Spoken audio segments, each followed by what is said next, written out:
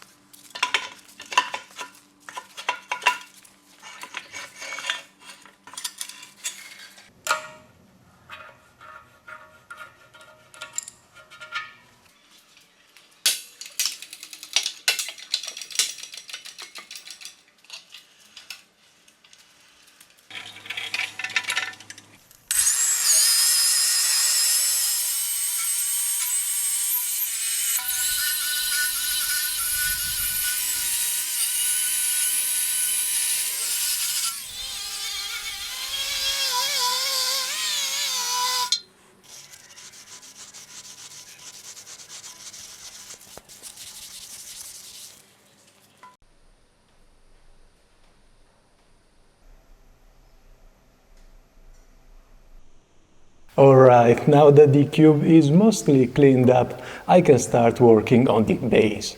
I'm going to flip this upside down and build the stand directly on top of it.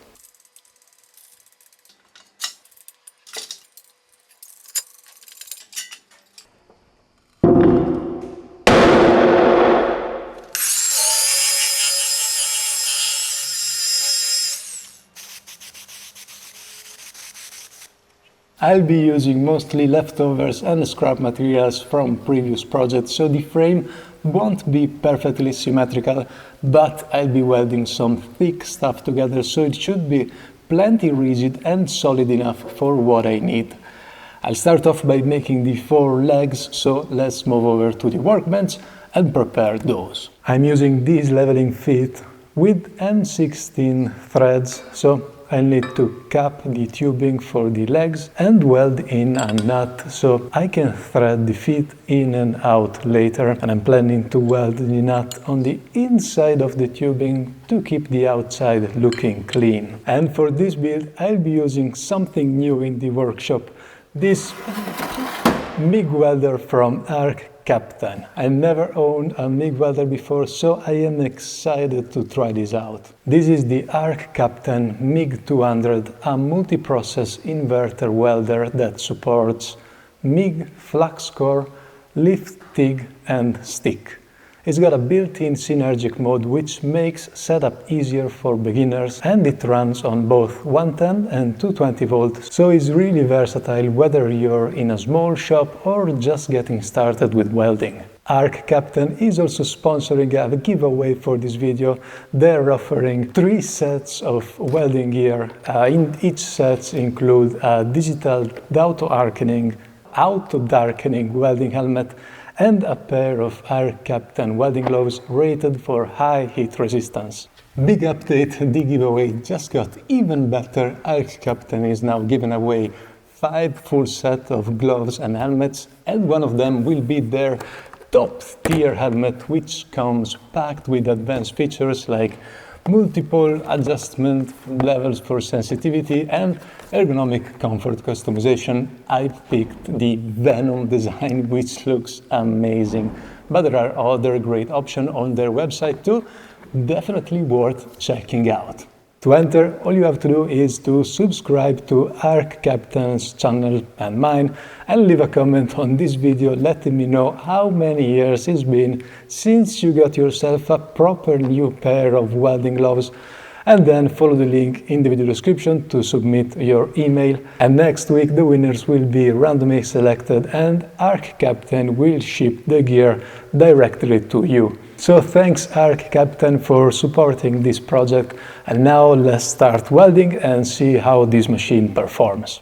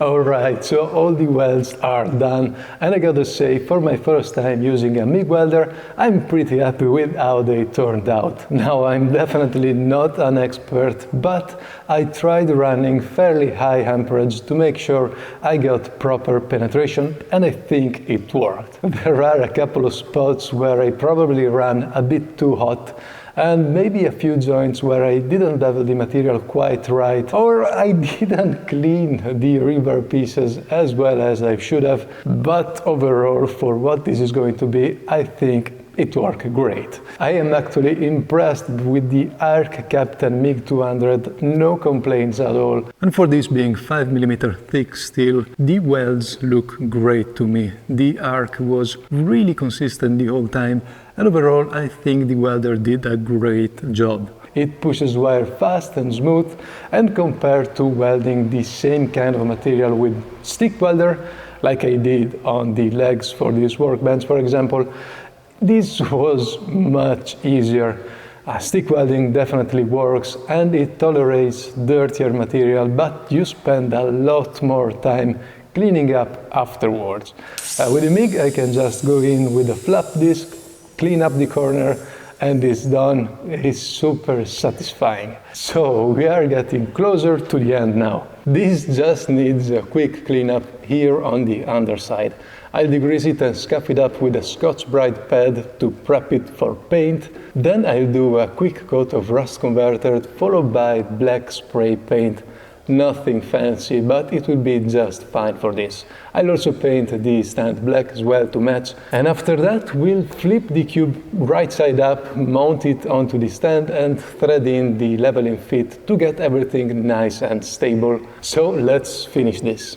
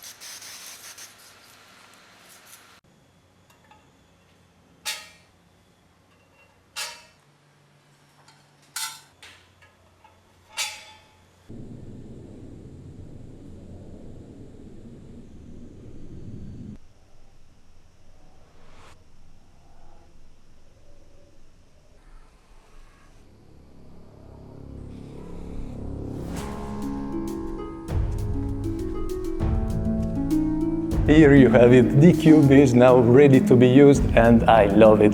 I think it's going to be super handy in the forging area. And like I mentioned earlier, a fly press would work great on here. And I actually already had one that I restored a few years back here on the channel, and I never ended up using it much because it really needs to be mounted on a solid and immovable base. And well, now I finally have that base, so I can mount it here and actually take advantage of it when I need to.